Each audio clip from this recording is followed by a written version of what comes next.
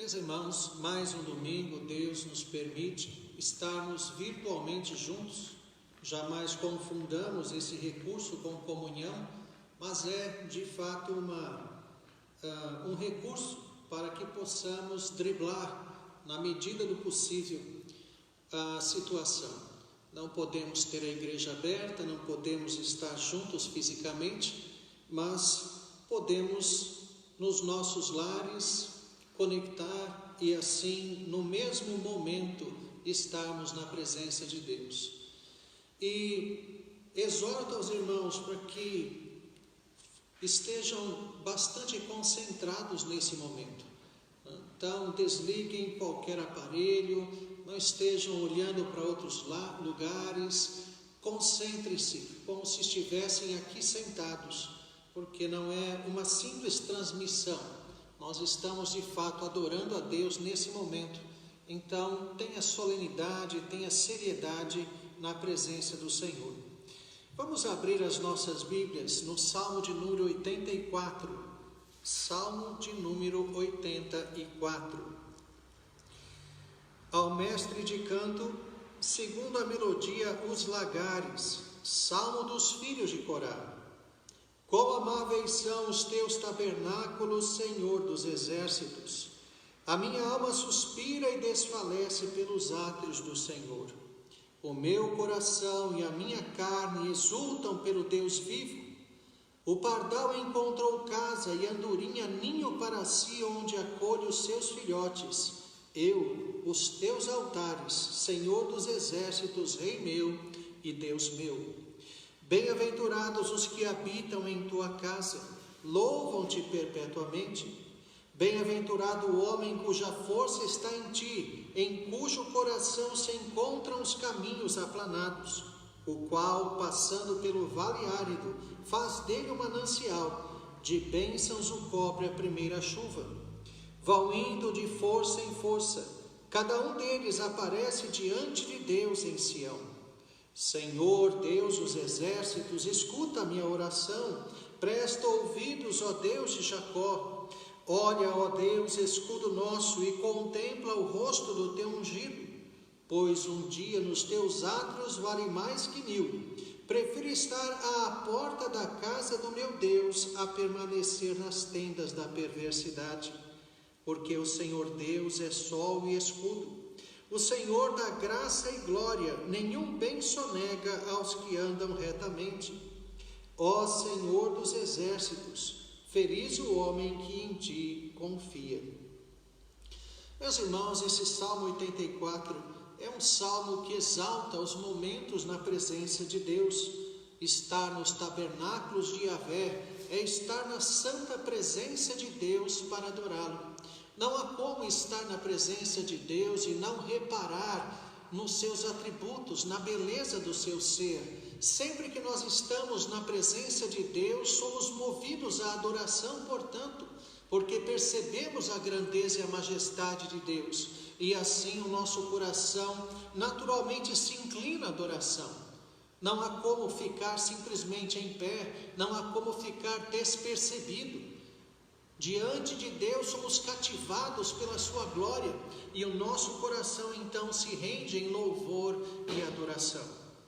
Então, os tabernáculos do Senhor, Yahvé Tsebaote, o Senhor dos exércitos, é de fato a nossa atitude, o nosso desejo de adorá-lo.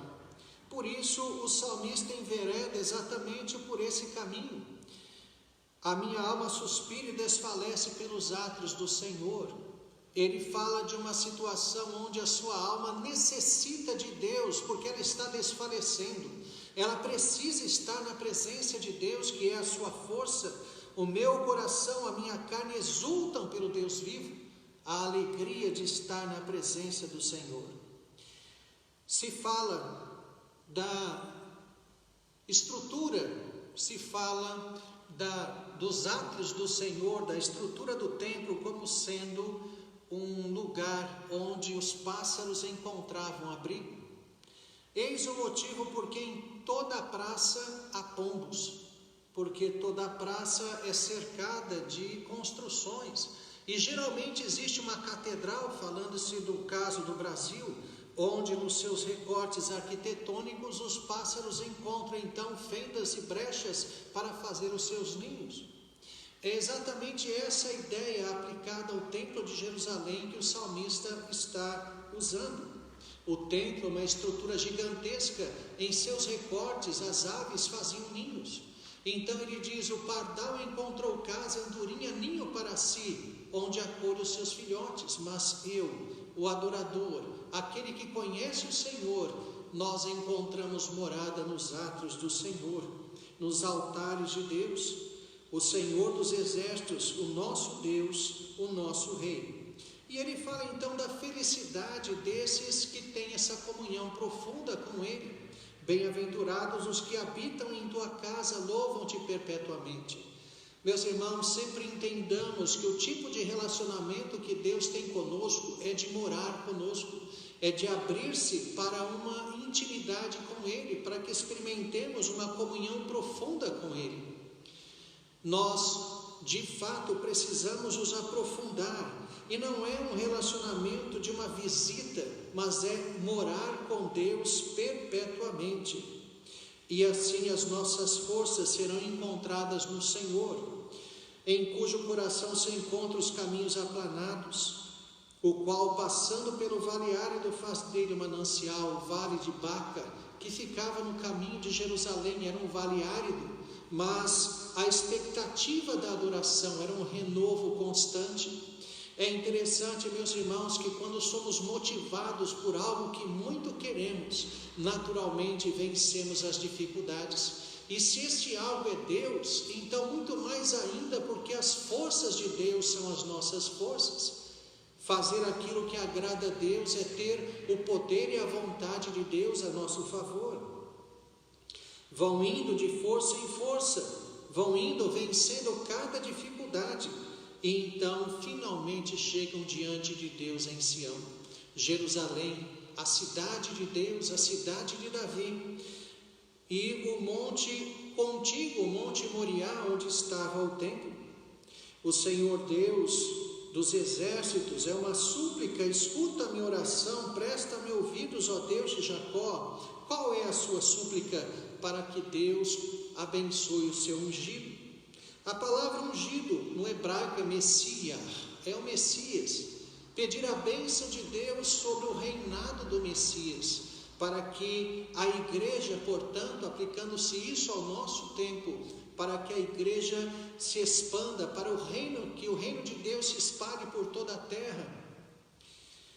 A bênção, o favor de Deus sobre o reino, é o que nós devemos sempre pedir.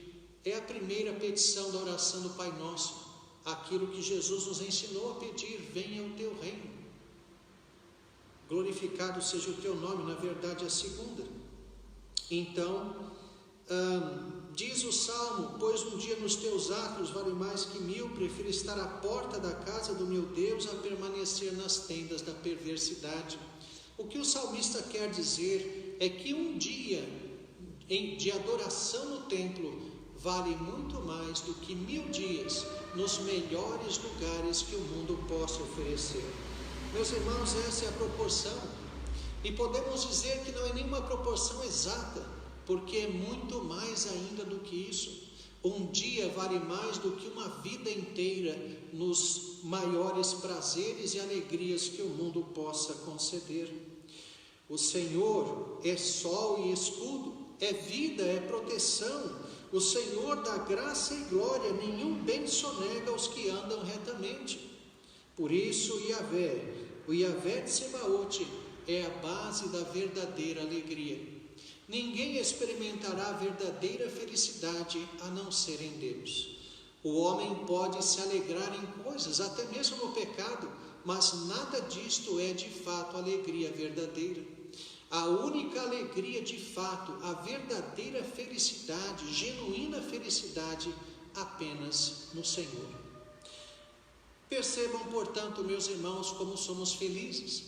É uma felicidade que nem mesmo se opõe às tristezas, mesmo chorando a perda de queridos, mesmo passando por dificuldades, sofrendo dores na alma ou no corpo, continuamos experimentando a felicidade de Deus. Esta felicidade não pode ser retirada de nós, nem mesmo momentaneamente, por causa das mais intensas dores ou das perdas que rasgam a nossa alma. Em Deus somos felizes, não estamos felizes. Somos, porque confiamos nele e a sua eterna paz está em nosso coração. Vamos nos dirigir a Deus em oração nesse momento. Senhor nosso Deus, graças te damos de todo o coração por tuas tantas bênçãos em nossa vida. Como somos, ó Deus, privilegiados. A tua alegria está em nós, a certeza da vida eterna, paz no coração, a confiança no Senhor, na tua soberania, na tua vontade, em tudo que o Senhor faz. O Senhor dirige, ó Deus, a nossa vida e por isso temos paz. E isto também é o centro de nossa alegria. Ó Deus, recebe o nosso louvor, a nossa gratidão. E uma súplica te fazemos, que nos abençoes agora, ó Deus, na ocasião de culto.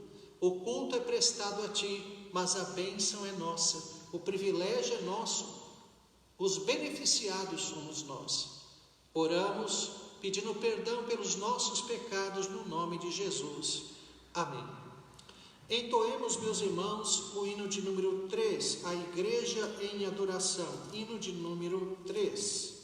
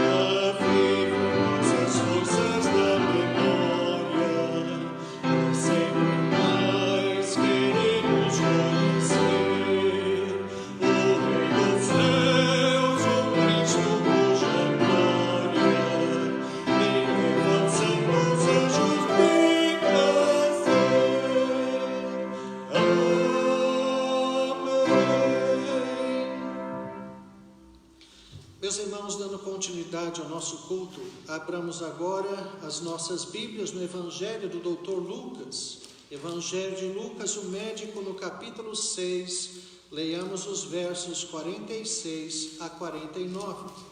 Lucas, capítulo 6, a partir do verso de número 46.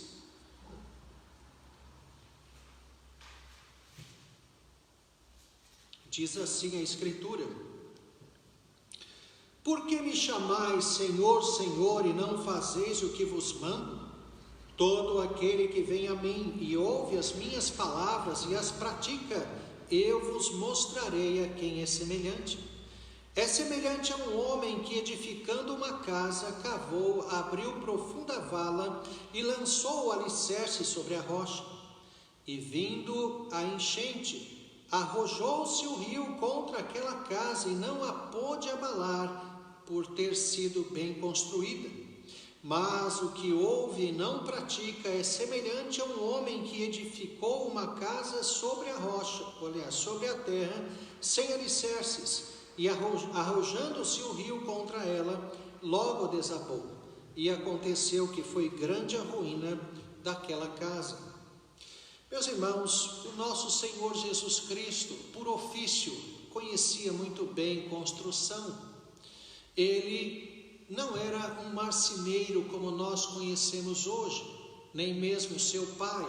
Naquela época, o seu padrasto, para ser bem específico, naquela época, as funções que a sociedade precisava eram funções familiares.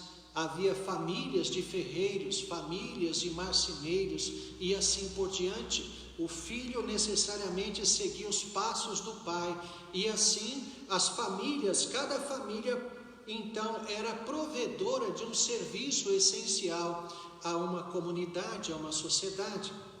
Jesus, tendo sido criado por José, seguiu os passos do seu padrasto, mas José não era um simples trabalhador de madeira, um marceneiro como nós conhecemos. Ele era um construtor. Ele fazia tanto móveis quanto casas. Naquela época eram poucos os móveis, não havia cadeiras como nós temos hoje, não havia mesas como nós temos hoje. Era uma cultura mais oriental nesse sentido, de poucos móveis e a casa bastante limpa. Jesus, portanto, trabalhava não apenas com madeira, mas também com pedras. Ele era um construtor. E por isso ele sabe muito bem quando usa essa figura, sabe não por revelação, mas sabe por ofício, que construir uma casa naquela época, para que fosse uma casa de fato segura, você teria que abrir valas no solo e fazer então as paredes começarem em solo bastante duro, de preferência sobre uma rocha, para que a rocha então sirva de alicerce. Esta casa, mesmo que venha uma enchente, veja o que o texto diz, os rios se levantam também, ainda que venha uma enchente, essa casa permanecerá em pé. No entanto, não era errado, mas era uma opção, você não cavar e não edificar sobre uma rocha. Você podia colocar a parede em cima da terra, era possível, só que quem fizesse isso estava sabendo, era consciente de que uma tempestade muito forte ou então uma inundação provavelmente derrubaria aquela casa. Então vejam que Jesus está falando da importância de ouvir e praticar as Escrituras, ouvir e praticar aquilo que ele diz, porque se nós assim fizermos, a nossa casa será resistente a toda e qualquer coisa. É interessante, meus irmãos, essa figura de inundação, porque numa enchente é comum você ver uma geladeira passando, um sofá passando. Por quê? Por causa do movimento da água entrando e principalmente saindo. Quando ela está na sua vazante, ela normalmente arrebenta a porta, ela leva o que está de dentro de casa para fora. A figura da casa como sendo a nossa vida, neste ambiente desta figura, numa inundação só sobra a vida. Fala-se, portanto, de perdas muito significativas, quando apenas a vida, você está respirando, é o que sobrou, mas mesmo assim, você não virá abaixo, a sua vida continuará firme, porque você aceitou, você interiorizou, você não apenas ouviu, mas trouxe para o coração as palavras de Cristo. As palavras de Cristo emolduraram a sua vida, são a estrutura da sua casa, por isso ela não vem abaixo. Que coisa magnífica, que coisa maravilhosa é essa? E vejam que Jesus começa dizendo: por que me chamais Senhor, Senhor, e não fazeis o que vos mando? Ou seja, quem é o grande beneficiário em obedecer a Cristo? Quem de fato será de alguma forma acrescentado se obedecer? Deus não precisa da nossa obediência para nada, nada. Nós é que somos extremamente beneficiados. A nossa vida se torna rígida, firme, para enfrentar todo e qualquer problema. Reflita se na sua vida você não tem percebido muita fragilidade, exatamente porque não tem dedicado ao Senhor o tempo diário devido. Você não está aos pés de Cristo, você não está sendo nutrido e fortalecido pelas Escrituras. O resultado é uma casa frágil, uma casa que, se a tempestade já se anuncia no horizonte, já teme, porque sabe que não tem alicerce, sabe que a casa pode vir abaixo. Meus irmãos, Deus se oferece a nós, se abre a nós para um relacionamento profundo, como falamos há pouco. Nós é que não aproveitamos, nós é que não desfrutamos da bênção, e depois reclamamos de Deus quando as tempestades nos atingem. Meus irmãos, é interessante que Jesus não coloca como uma condição se as tempestades vierem, mas elas vão vir, vindo a enchente, vindo as tempestades, elas vão vir, e nós temos que estar preparados para elas. Vamos nesse momento orar, pedindo perdão pelos nossos pecados e também rogando ao Senhor que nos fortaleça. Senhor nosso Deus, graças te damos de todo o coração por podermos te adorar, ainda que nesse formato, ó Deus, que não é ideal. Te agradecemos, ó Deus, pela tua palavra que nos exorta e nos ensina. Sabemos que só em ti temos, ó Deus, a alegria e temos, ó Deus, a firmeza, a força para estarmos firmes diante de todas as tempestades da vida. Todos, ó Deus, enfrentam tempestades. Às vezes elas se anunciam no horizonte, mas às vezes, ó Deus, quando estamos entre montes, nós às vezes percebemos a tempestade apenas quando a sua sombra já está em nós. Ó Deus, qualquer que seja o problema, que nós estejamos sempre preparados. Isto não é mágico, isto é o relacionamento contigo. À medida que nós nos relacionamos contigo, a entrega, o apego ao Senhor, o amor a ti, visto não numa ideia meramente sentimental, mas de fato na dedicação diária, na obediência, então estaremos preparados. Mas, ó Deus, quantos de nós temos uma aproximação distante do Senhor? Nós chegamos perto do Senhor, mas ao mesmo tempo parece que queremos manter uma distância segura para que possamos pecar, para que possamos fazer aquilo que bem entendermos. Ó Deus, tem misericórdia de nós. Queremos estar aos teus pés, queremos ouvir a voz de Cristo, queremos obedecê-lo mais e mais, constantemente. Retira de nós, ó Deus, o apego ao pecado e dá-nos, ó Deus, o apego ao Senhor, o desejo pela santidade, a vida obediente. Sabemos, ó Deus, que isso é o que o Senhor requer de nós, mas, como já dissemos, o grande beneficiado somos nós mesmos. Nós é que estaremos seguros, nós é que não criaremos problemas para nós mesmos com a desobediência. Assim, ó Deus, perdoa-nos os pecados, perdoa-nos todas as vezes que fracassamos, perdoa-nos, ó Deus, a disposição de não buscar ao Senhor como devemos, e desperta em nós, ó Deus, aviva a nossa alma para estarmos perto de Ti. É a nossa oração, no nome santo do Senhor Jesus. Amém.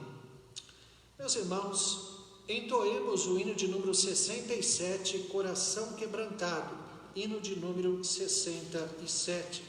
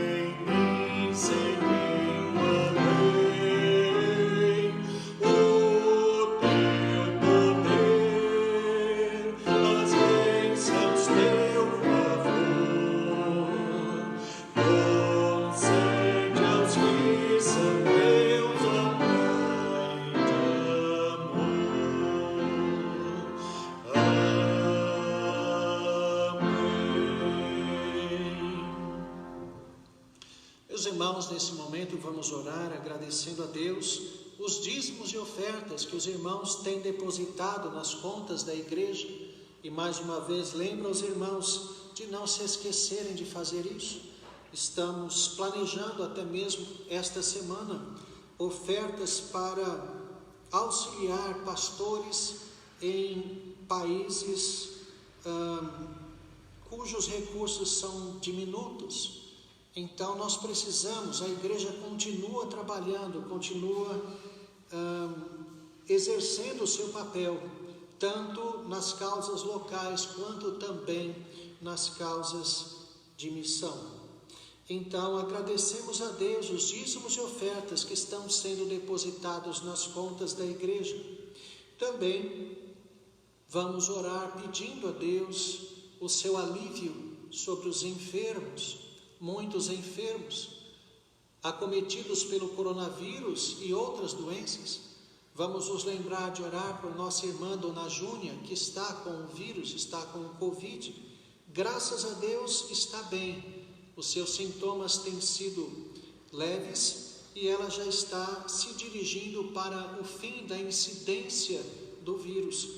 Então, louvado seja Deus, continuemos a orar por ela, também pelo seu Azeliano. Vamos orar por aqueles que têm sido atingidos pelas consequências indiretas do coronavírus, na forma de desemprego, na forma de carestia, como acabei de falar, em países com uma carência de recursos. As igrejas estão fechadas, muitos irmãos nossos estão padecendo, pastores estão sem recurso por causa da nenhuma arrecadação das igrejas. Isto, portanto, meus irmãos, tem se abatido sobre todo o mundo. Precisamos orar e precisamos contribuir, não apenas com os nossos irmãos brasileiros, mas também com os nossos irmãos em outros países. Vamos orar também pedindo pelos missionários, o sustento deles que tem caído à medida que o dólar aumenta, pedir que Deus tenha misericórdia e supra. Vamos lembrar de orar pelos povos com os quais eles trabalham. Vamos orar também por nossa nação. Nunca se viu na história do Brasil um governo tão incipiente. É um desgoverno, na verdade. Elegemos um presidente que nem o STF, nem a Câmara dos Deputados permite que ele faça alguma coisa. Não estou nem julgando se certo ou errado, mas este modelo não pode prevalecer, não é possível. Precisamos pedir a Deus misericórdia, que haja mínimas condições de governo, porque aquele que está na liderança, que foi eleito para isso, não está governando. Vamos pedir que Deus abençoe os que querem fazer o bem, que estão agindo pelas sendas da justiça, e pedir que Deus quebrante e se levante contra aqueles que estão usando até mesmo a pandemia para motivos próprios. Vamos orar também por nossa Igreja Presbiteriana do Brasil, pela vida do reverendo Roberto Brasileiro, pela mesa do Supremo Concílio, também pelas igrejas presbiterianas que sejam luzeiros nesta situação difícil que o mundo atravessa, e por todos os crentes, que a graça e o favor de Deus esteja na vida deles. Vamos orar nesse momento. Senhor nosso Deus, graças te damos de todo o coração, porque Tu és o Deus verdadeiro e se revelou a cada um dos Teus filhos. O Senhor nos chamou.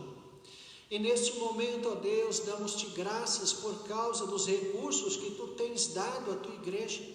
Mesmo passando, ó Deus, por momentos difíceis, o Senhor tem amparado os Teus filhos, tem mantido o emprego de muitos, e aqueles, ó Deus, que estão em dificuldades financeiras, certamente têm sido assistidos também pelo favor da Tua igreja e o favor do Senhor acima de tudo, na instrumentalidade da Tua igreja. Ó Deus, faz multiplicar os recursos para que todas as necessidades sejam supridas. Pedimos, ó Deus, que abençoes grandemente aqueles que estão sofrendo com o Covid, Aqueles que estão infectados, pedimos especialmente por nossa irmã Dona Júnia, também, ó Deus, pelo seu Azeliano, pedimos, ó Deus, por outros que, graças a Deus, já estão também saindo do período de contaminação. Pedimos, ó Deus, que a tua mão esteja sobre todos, que todos encontrem no Senhor a paz, esperem no Senhor, sabendo que no Senhor a vida é eterna, não temendo, portanto, nem a vida e nem a morte. Pedimos, ó Deus, que abençoes aqueles que estão sendo atingidos pela carestia, pelo desemprego. Move, ó Deus, o coração de todos para que haja assim, ó Deus, aquela liberalidade na ajuda. Abençoa, Deus, o teu povo. Pedimos, ó Deus, pelos missionários. Pedimos que o Senhor os sustente, que eles encontrem no Senhor também todo o auxílio, todo o recurso para que possam continuar o trabalho. Pedimos pelos povos com os quais eles trabalham, muitas vezes em países de poucos recursos. Pedimos pelos pastores, ó Deus, dessas igrejas. As igrejas fechadas não arrecadam, países pobres, portanto, eles não têm nenhum alimento. Tem misericórdia, Deus, e abençoa. Abençoa os irmãos, abençoa as lideranças das igrejas nesses países. Pedimos também, ó Deus, que abençoe o nosso governo, que o Senhor abençoe dando a Deus governo. Nós não temos governo, o país está à deriva por causa, ó Deus, de uma briga das instituições. Tem misericórdia, faz com que, ó Deus, prevaleça a justiça.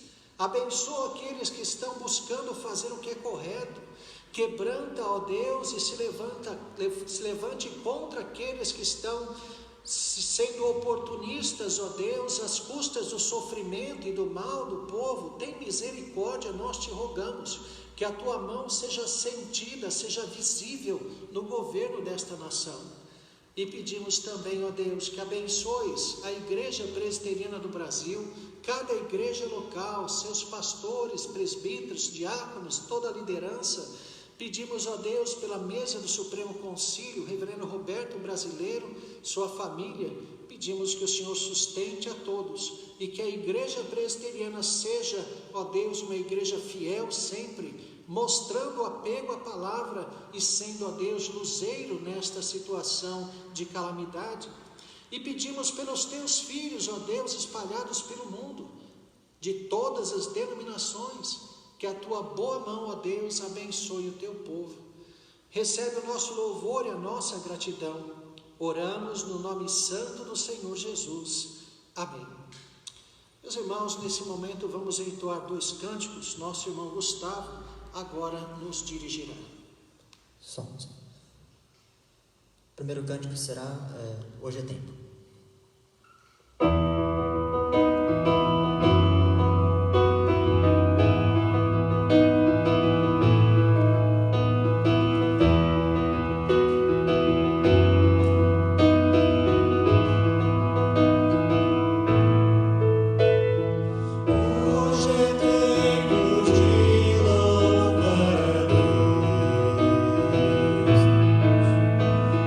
Nossa glória.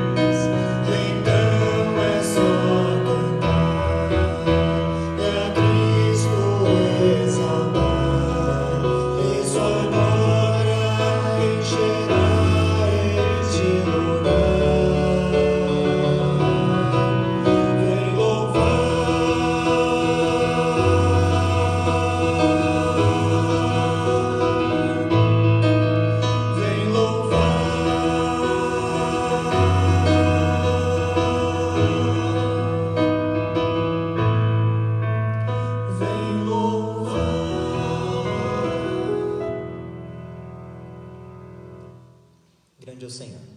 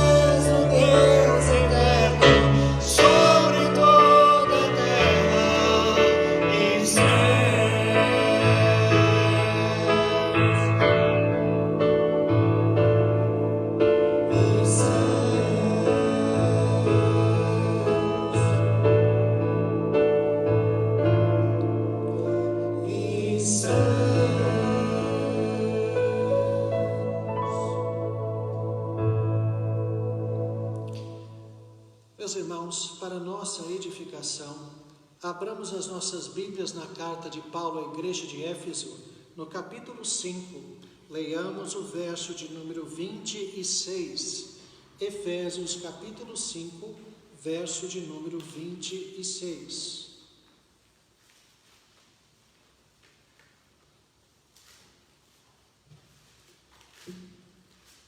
Efésios 5, 26 diz assim a Escritura: para que a santificasse, tendo-a purificado por meio da lavagem de água pela palavra. Vou ler novamente. Para que a santificasse, tendo-a purificado por meio da lavagem de água pela palavra. Vamos nos dirigir a Deus em oração. Senhor nosso Deus, suplicamos a Ti a agência do Teu Santo Espírito, a iluminação do Consolador, para que nós, ó Deus, entendamos com profundidade a Tua palavra. E mais do que isso, suplicamos a Ti, que o Senhor também aplique ao nosso coração, para que nós, ó Deus, não apenas entendamos com a mente, mas que o nosso coração seja modelado por Tua palavra, porque se assim for, nossos desejos serão puros, serão modelados pela Tua palavra, nossas palavras refletirão o que está no nosso coração, e assim também nosso comportamento será santo, tudo isso para a Tua honra e para a Tua glória. Nós oramos no nome santo do Senhor Jesus. Amém.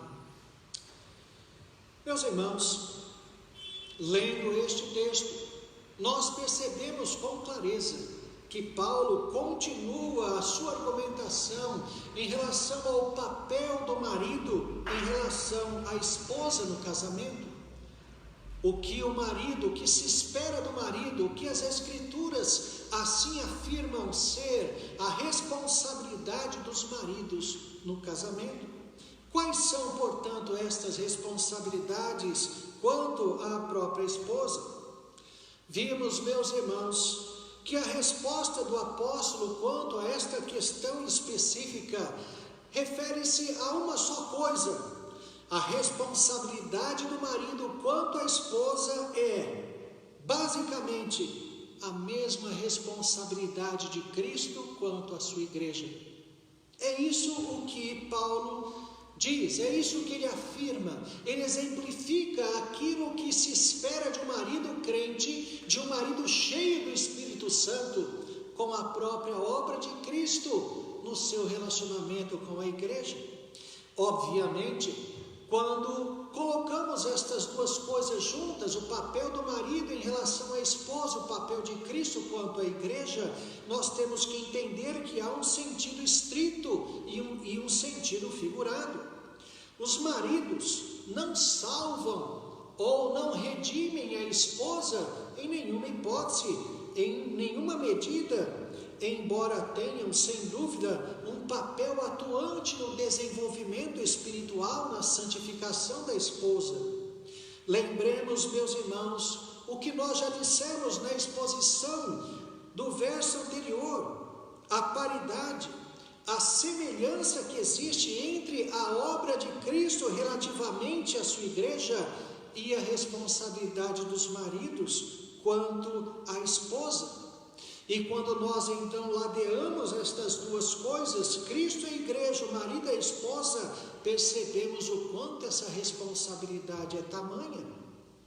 Faz-se necessário, portanto, identificarmos aquilo que o apóstolo diz estritamente ao relacionamento da igreja com Cristo e o que ele diz em relação ao marido e à esposa, porque embora sejam ilustrativos uns dos outros, as ideias não podem ser aplicadas na sua inteireza nos dois relacionamentos.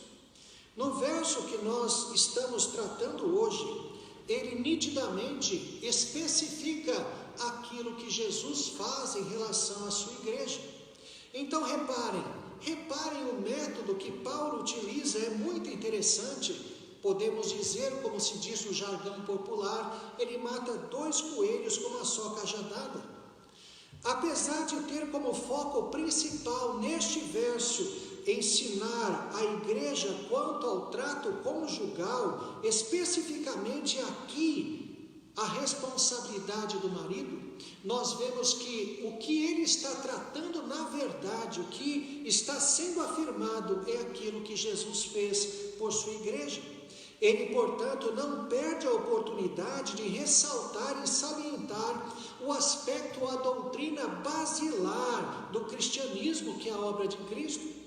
Assim, meus irmãos, ele se move de um assunto para o outro, ele se move da responsabilidade do marido quanto à esposa para a obra de Cristo em relação à igreja, nunca deixando de certa forma falar dos dois. Assim, quando fala da obra de Cristo, ele está falando figuradamente da responsabilidade do marido em relação à esposa, e vice-versa. Quando ele fala estritamente do papel do marido em relação à esposa, figuradamente se percebe que está por trás aquilo que Cristo fez por sua igreja. No entanto, é sempre importante identificarmos que assunto ele está tratando devidamente, especificamente, a fim de não exagerarmos as figuras ou os aspectos da figura, aplicando a um relacionamento alguma coisa que é própria, típica apenas de um dos relacionamentos. Dessa forma, meus irmãos, o verso 26 continua o arrazoado do apóstolo, como nós já dissemos, quanto à obra de Cristo em relação à sua igreja. É uma sequência do verso anterior. Percebamos então que esse é o foco. A função do marido deve ser entendida apenas figuradamente neste verso, pois ele está tratando estritamente daquilo que Jesus fez para redimir a sua igreja.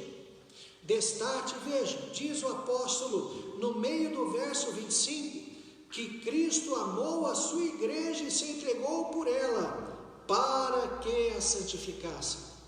Então entra o nosso verso. Então ele fala da obra de Cristo e o nosso verso é uma continuação, na verdade, uma aplicação da obra de Cristo. Temos, meus irmãos, uma estrutura no texto que mostra dois resultados claros dessa obra. Na parte B do verso 25 nós vimos, Cristo amou a igreja, a si mesmo se entregou por ela. Agora repare nos versos 26 e 27. Ambos começam com para quê? Então, Cristo amou a sua igreja e se entregou a si mesmo por ela, para quê? No verso 26 e para quê? No verso 27. Temos então dois resultados dessa obra. Na língua grega, este para quê mostra uma construção típica para especificar propósitos. Usa-se uma conjunção própria para isso com um subjuntivo que indica exatamente o propósito. Percebamos, meus irmãos, dessa forma, que o que nós temos nos versos 26 e 27 condensam todo o resultado da obra de Cristo para com a sua igreja. E Paulo então envereda da responsabilidade do marido para com a esposa, para aquilo que Cristo fez com sua igreja. Como nós falamos, ele não perde a oportunidade. Como os dois assuntos são ilustrativos um do outro, ele então parte da responsabilidade do marido para com a esposa e se aprofunda naquilo que Jesus fez por sua igreja. Mas mesmo falando daquilo que Jesus fez por sua igreja, serve de ensinamento para a responsabilidade dos maridos em relação à esposa, entendendo a obra de Cristo aqui de forma ilustrativa, de forma figurada. Hoje, então, meus irmãos, estamos nos fixando tão somente no primeiro resultado, no verso 26, para a santificar, diz o apóstolo Paulo. Este foi o objetivo de Jesus ter se entregado a si mesmo para santificar a sua igreja. Esse é o primeiro propósito, então, destacado relativamente à igreja quanto à obra de Cristo. Olhando ainda, meus irmãos, para a língua grega, o Novo Testamento foi escrito em grego koiné, nós notamos que a qualidade de ação deste verbo santificar, usada pelo apóstolo Paulo aqui, especifica um sentido completo, um sentido pronto, acabado, terminado. Isso indica, meus irmãos, que fomos completamente santificados por Deus, que essa obra de santificar a igreja já foi consumada por Cristo. Mas como isso seria possível se nós ainda somos pecadores? Sem dúvida, uma pergunta extremamente pertinente. Lembremos, meus irmãos, primeiramente, que o sentido da ideia de santificar nas Escrituras é uma ideia de separação. Santificar quer dizer separar nas Escrituras. Ser santo, por assim dizer, é ser separado do mundo. É como se fôssemos cortados de fato, decepados, e assim colocados de lado para um uso específico, para um uso determinado. Reparem, meus irmãos, que nesse sentido, a ideia de santificação aproxima-se muito do conceito de consagração. Algo consagrado é aquilo que foi dedicado, que foi separado para um uso exclusivo, para uma função específica. O termo é estritamente religioso, porque ele tem até mesmo na sua raiz consagração, ele tem a ideia de sagração, é sagrado. Esse primeiro sentido, meus irmãos, e é o sentido fundamental da ideia de santificação, podemos dizer, onde tudo começa, aponta para o fato de termos sido separados, escolhidos por Deus, separados para o serviço dele, povo de propriedade exclusiva de Deus. É assim que somos chamados. Fomos separados e dedicados unicamente a Deus. Somos assim, meus irmãos, passivos nisso, é um ato de Deus. Não temos qualquer participação nesse primeiro sentido da santificação, até porque tem raízes no tempo, quando não havia tempo, na época, quando não havia história, antes da fundação do mundo. Essa verdade, assim, retrocede, como não poderia deixar de ser, ao capítulo 1 dessa mesma epístola. Quando nós já expusemos isso há alguns anos, o apóstolo, magistralmente inspirado pelo Santo Espírito, fala que o Pai nos elegeu em Cristo antes da fundação do mundo para sermos santos e irrepreensíveis, no verso 4 do capítulo 1. Reparem, portanto, meus irmãos, também nesse verso 4 do capítulo 1, reparem, a salvação, a eleição se deu antes da fundação do mundo, visando um propósito, para sermos santos e irrepreensíveis. Notem, assim, que essa eleição bendita se consuma na história, na morte e na ressurreição de nosso Senhor. Esse propósito salvífico de Deus, planejado antes que houvesse história, ele se materializa na história, na morte e ressurreição de Cristo. Assim, meus irmãos, este propósito eterno tinha que se concretizar, ele tinha que se materializar na história dos homens, para que fosse válido, para que realmente alcançasse sua eficácia na vida, na existência dos eleitos. Não é algo mágico, é algo que acontece na história. Deus consuma na história a eleição daqueles que Ele mesmo escolheu. Então, vejam, a predestinação, a eleição, que é a predestinação quanto à salvação, ela se materializa, se consuma, é garantida, é levada a efeito na cruz do Calvário. Por isso é que podemos ver Paulo escrever que Cristo a santificou. Ele já terminou isso, ele já realizou isso. É uma obra completa, é uma obra consumada. O apóstolo Paulo constrói sua afirmação no nosso verso 26 do capítulo 5, indicando exatamente Cristo como sujeito. É Ele quem santificou sua igreja e a obra já está consumada. Cristo nos santificou em sua obra consumada. Somos passivos, completamente inertes quanto a isso, nesse primeiro sentido. É uma obra de Deus planejada antes da criação do mundo, concretizada, já acabada na história.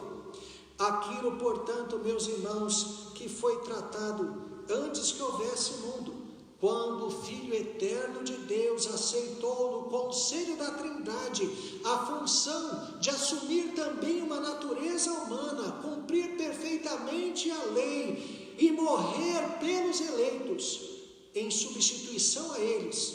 Isso já se concretizou. Isso já se materializou na história, na vinda de Jesus Cristo ao mundo. Mas precisamos entender também, a santificação tem um segundo aspecto, uma segunda esfera, por assim dizer, um outro sentido, que é consequente, necessariamente resultante do primeiro, como não poderia deixar de ser.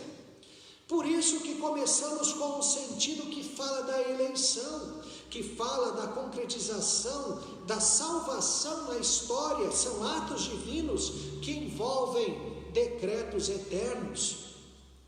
Então, esse segundo sentido, meus irmãos, igualmente importante, e decorre do primeiro, sendo até mesmo a comprovação desse primeiro, é exatamente visto na santificação que Deus operou, ou seja, na nossa eleição, e no fato de ela ter sido confirmada na cruz, o resultado dela, como ela é vista.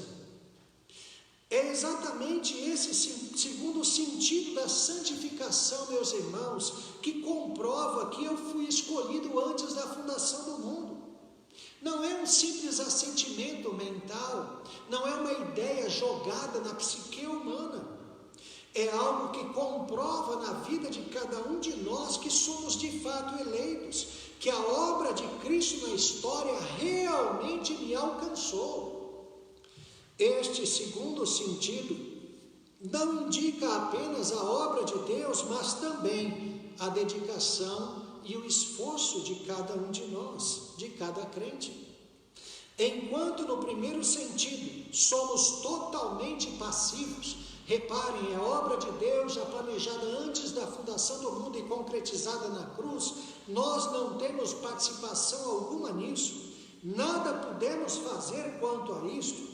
No segundo sentido, nosso esforço é vital para poder experimentá-lo. É curioso, meus irmãos, que ser santo, como nós já falamos, significa ser separado. Nas Escrituras, há outra palavra que tem exatamente esse sentido, que implica separação: morte. Entendamos assim, que nesse segundo sentido, ser santo é ser morto. Que coisa interessante. Olhar para o crente, não como alguém vivo, mas alguém morto. Isso é tão importante quanto a vida que há nele.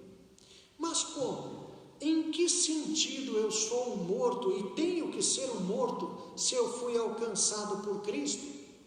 O mesmo apóstolo responderá a esta questão quando ele escreve a carta aos Romanos, lá no capítulo 6, nos versos 10 e 11, ele diz assim: pois, quanto a ter morrido, de uma vez para sempre morreu para o pecado, mas quanto a viver, vive para Deus. Assim também vós considerai-vos mortos para o pecado, mas vivos para Deus em Cristo Jesus.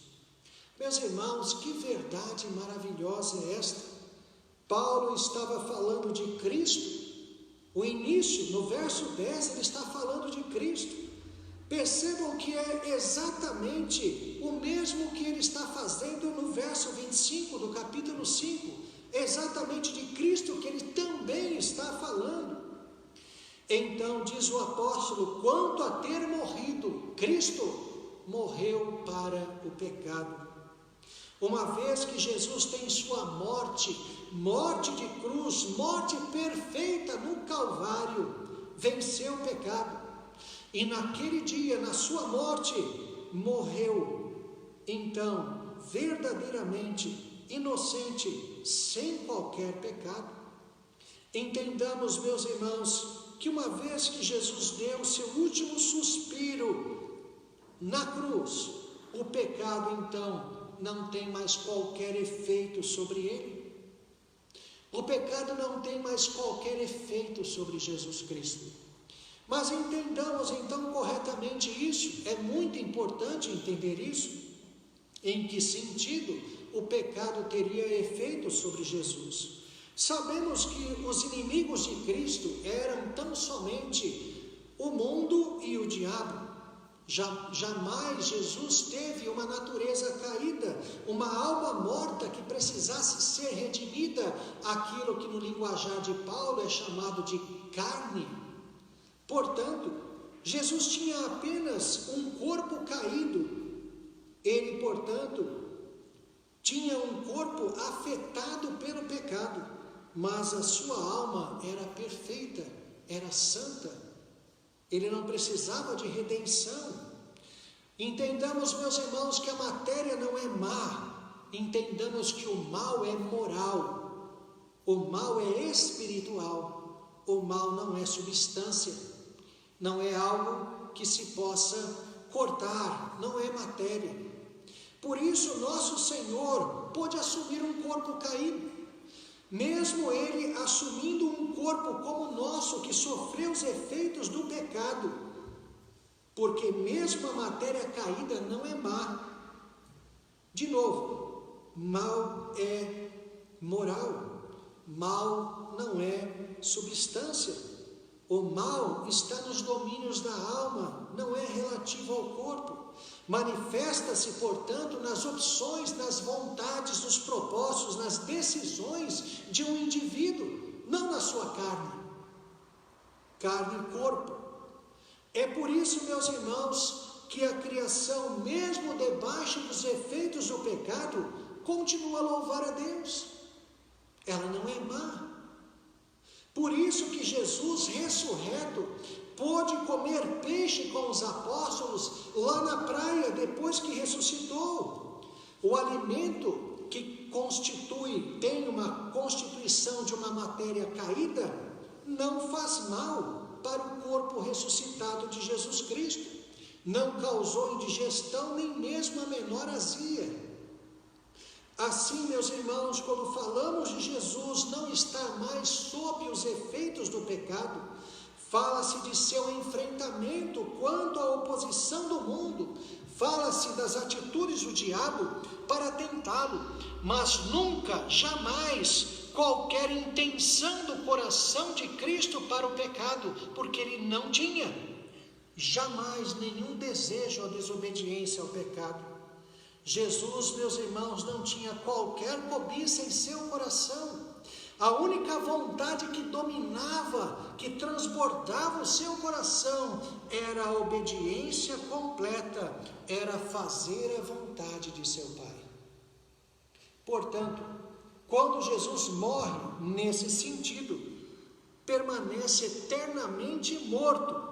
Morto para o quê? Morreu completa e definitivamente para o pecado, para qualquer consequência dos pecados dos homens, para este mundo caído. Mas quanto a viver ressurreto, ele vive para Deus e a morte jamais pode alcançá-lo. Que afirmação gloriosa, meus irmãos! Nele, em Cristo, diz o apóstolo Paulo, então, verso 11, lá de Romanos, também devemos morrer definitivamente para o pecado e desfazer qualquer influência do pecado em nossa vida, desfrutando abundantemente da vida de Deus. Unidos a Cristo, temos essa habilidade. Entretanto, esse aspecto da santificação está ligado ao meu e ao seu esforço, está ligado à dedicação de cada um. Já morremos para o pecado juntamente com Cristo. No entanto, na prática, isso eu experimentarei à medida que me dedicar a Deus, me dedicar ao conhecimento de sua palavra. É por isso, meus irmãos, que vemos crentes, às vezes, há tanto tempo na igreja, depois de passado longos anos da sua conversão, mas que ainda mostram comportamentos extremamente imaturos. Pouco empenho, pouca dedicação. Na prática, isso trará consequências danosas na forma de inseguranças, de incertezas, de almas fragilizadas e também de pecados ainda presentes na vida, pecados de estimação. Sua condição espiritual será muitas vezes sofrível, muitos medos, temores, inseguranças. Terá sempre inúmeras tentações, não porque o diabo o ciranda constantemente, mas porque o seu coração se desperta constantemente para o pecado. Ele vive pouco, muito pouco, a morte para o pecado. Então vejam, meus irmãos, que mesmo nesse sentido, embora dependa da dedicação de cada um para experimentar esta morte para o pecado, a abundante e exuberante vida com Deus, ainda assim, tudo isto repousa, como não poderia deixar de ser, sobre a obra consumada de Cristo. Mas isto jamais pode sair de nossa mente.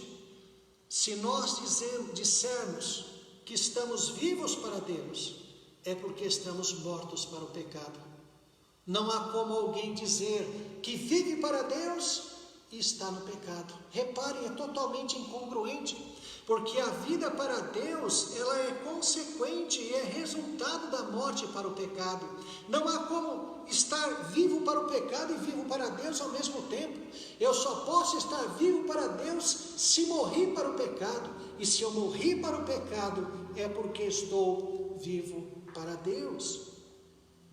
É nossa união com Cristo. Nisto, meus irmãos, se evidencia, e nisto nós temos a habilidade para morrer para o pecado. Assim como ele morreu, viver como aqueles que já não pertencem a este mundo. Assim, meus irmãos, em Efésios 5:26, o texto que nós estamos expondo hoje, Paulo destaca essa maravilhosa obra de Cristo. Ele santificou a sua igreja, consumou na história a salvação dos eleitos. Cristo concedeu aos eleitos a habilidade para viver para Deus, estando mortos para o pecado, decisivamente, determinantemente mortos para o pecado. Isto é a santificação. O apóstolo, meus irmãos, utiliza a bela visão sacramental para ilustrar tal verdade. A purificação citada por ele em nosso verso provavelmente se refere ao batismo cristão. É verdade que os judeus conheciam e tinham algumas cerimônias de purificação usando água. Vários povos tinham, os romanos tinham, outros tinham. No entanto, aplicando-se ao cristianismo, a única cerimônia em que se usa água é o batismo. Por isso, é provável que seja exatamente essa a ideia que Paulo tem. Como sacramento, é sinal visível de uma graça invisível. O batismo, ele simboliza sim a nossa regeneração ocorrida quando ouvimos, quando aceitamos, quando assimilamos a palavra de Deus em nosso coração. Por isso é que vemos a purificação atrelada à palavra nesse verso. Fomos purificados por meio da palavra. Não há como, meus irmãos, haver qualquer conversão, não há como haver a salvação sem a exposição a algum ensinamento das Escrituras. Não há como ser convertido sem encontrarmos Cristo nas Escrituras, em alguma afirmação, algum ensinamento da palavra. E a conversão implica ser separado por Deus antes da fundação do mundo. Implica ser alcançado na história por esta salvação consumada por Jesus, ocasião quando somos então atingidos pelo Espírito Santo e regenerados. Bom, eis a primeira aplicação da obra de Cristo à santidade da igreja. Interpretando figuradamente esta obra de Cristo, para entendermos o que Paulo está falando da responsabilidade do marido em relação à esposa, reparem, enfatiza-se então, de uma forma clara e translúcida, a importância da responsabilidade, do papel, da liderança espiritual do marido em sua casa. O marido deve se dedicar à santidade de sua esposa. Isso é muito interessante porque geralmente não se pensa nisso. Os maridos não têm em mente a responsabilidade que têm com a vida espiritual da esposa. Em outras palavras, o marido tem uma responsabilidade de incentivar a sua esposa a viver a morte para o pecado, a experimentar a abundância, a vida que procede de Deus. Foi isso, meus irmãos, o que Cristo fez com sua igreja. Certamente, porque isso ocorre, o marido terá que ser um homem de Deus. Alguém que se dedica à sua própria vida espiritual acima de tudo. Ele não pode dar o que ele não tem. Ele não pode ensinar o que ele não conhece. O fracasso, meus irmãos, do chamado sacerdócio do lar, nos lares cristãos dos nossos dias, tem como causa fundamental o fracasso dos maridos quanto à sua própria vida espiritual. Não temos mais homens piedosos na igreja. Dificilmente se vê.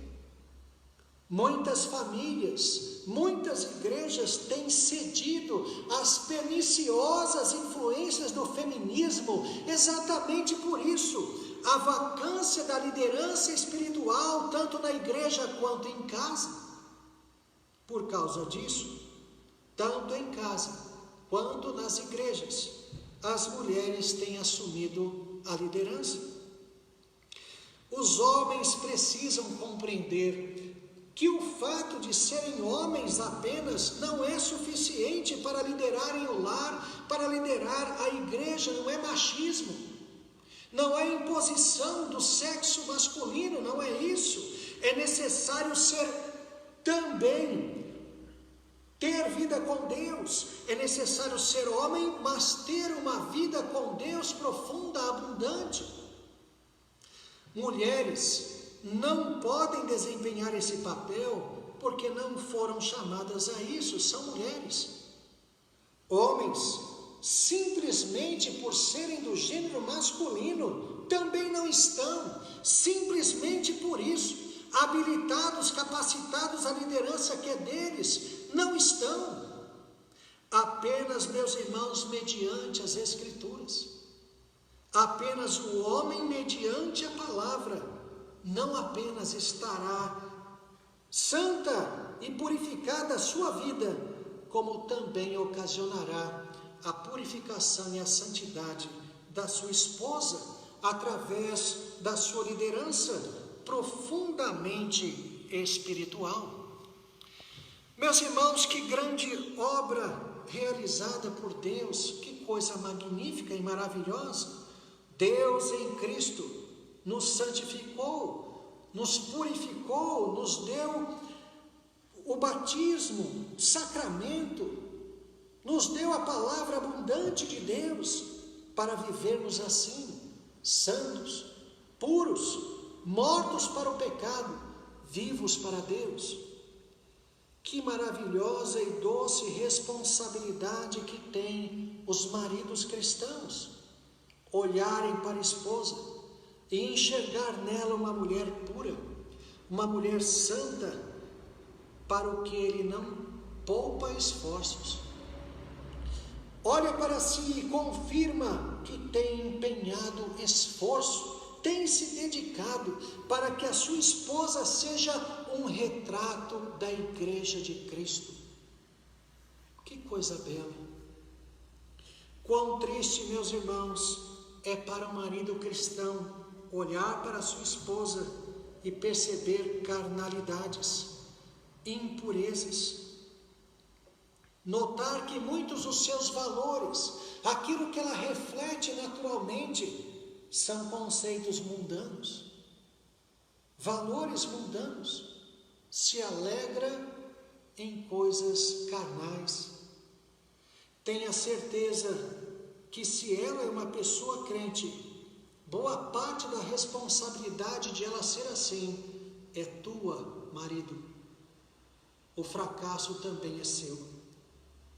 Você tem deixado sua vida espiritual. Você tem se entregado às coisas do mundo, muito mais do que liderado a sua casa. Consequentemente, você não está investindo no progresso espiritual da sua esposa. Com certeza, muitas consequências virão. Os maridos jogam sobre os ombros de Deus a responsabilidade que é deles. Então vemos maridos que buscam a bênção em Deus, no sentido de que oram para que as esposas sejam santas, para que Deus santifique e faça crescer a esposa. No entanto, nada fazem a respeito. Eles próprios não investem tempo, não se dedicam a isso. Oram para que o Senhor dê um bom casamento a eles, a ele e a esposa, para que o Senhor faça com que as brigas acabem, com que os ciúmes terminem, e não percebe que tudo isso são carnalidades. E isso, meus irmãos, devido a uma ausência de vida espiritual conjugal. Quanto fracasso há! Portanto, nosso desejo, nossa oração é que o Senhor desperte homens cristãos. Desperte esses homens cristãos para serem mais do que apenas homens em suas casas, sejam líderes espirituais que conheçam profundamente a Jesus Cristo. Como as famílias serão abençoadas, como os casamentos serão realmente felizes, não fingidamente, como a igreja de Cristo florescerá neste mundo, se dentro das casas e nas igrejas houverem homens espirituais de fato. Que Deus os abençoe grande e ricamente. Amém.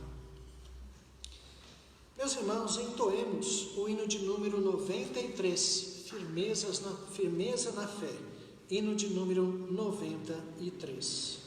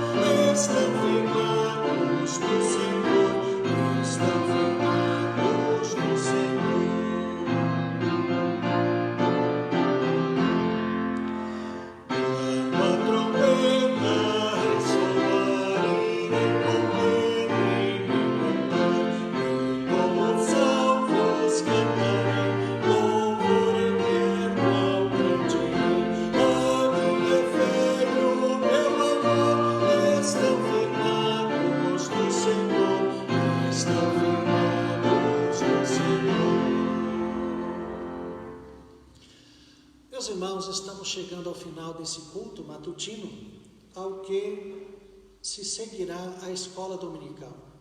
Nós vamos então, nos elevar a Deus numa oração final, recebermos a bênção apostólica, assim nosso culto estará encerrado.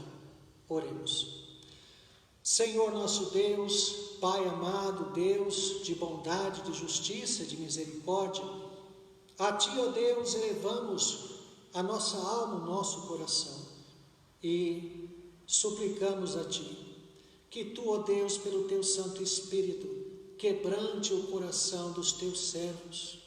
Hoje, ó Deus, falando de forma especial dos homens cristãos, pedimos, ó Deus, que o Senhor verdadeiramente dinamite todas as coisas que foram construídas, que tem, ó Deus, desviado a atenção, desviado o empenho das coisas que são verdadeiramente importantes.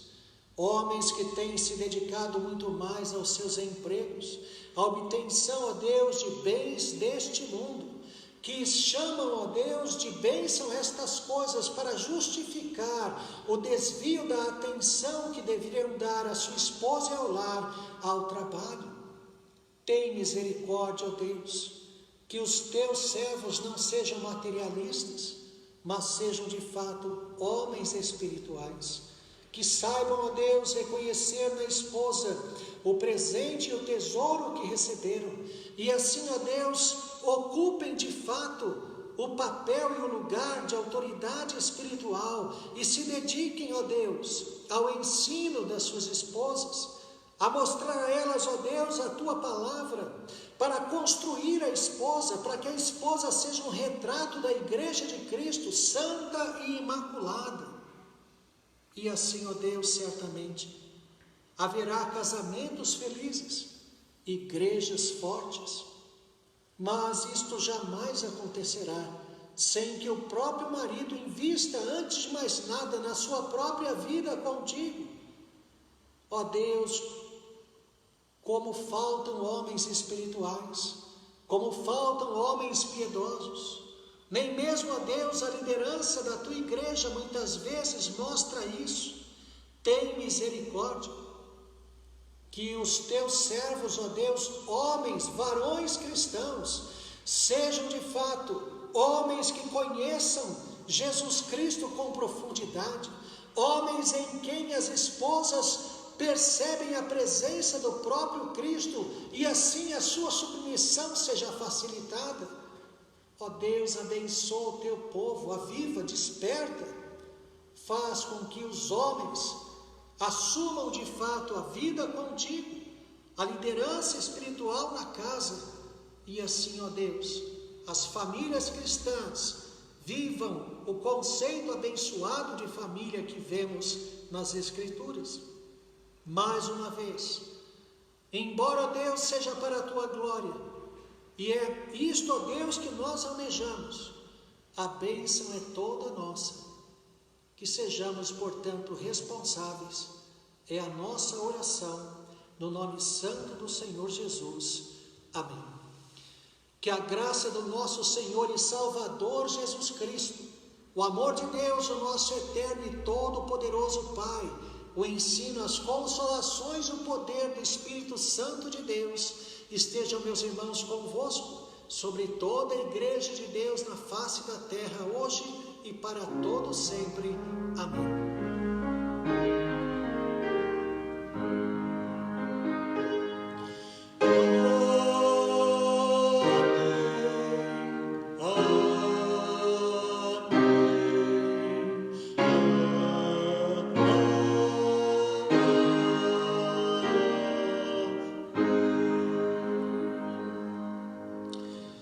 Meus irmãos, apenas lembrá-los que hoje às 18 horas, se Deus assim permitir, estaremos de novo transmitindo o culto para a bênção de todos, para louvor e glória do Senhor. Continuemos a orar com nossa irmã Dona Júnia, seu Azeliano especialmente. Que Deus abençoe a todos. Seguimos então, cada um com o seu link de escola dominical.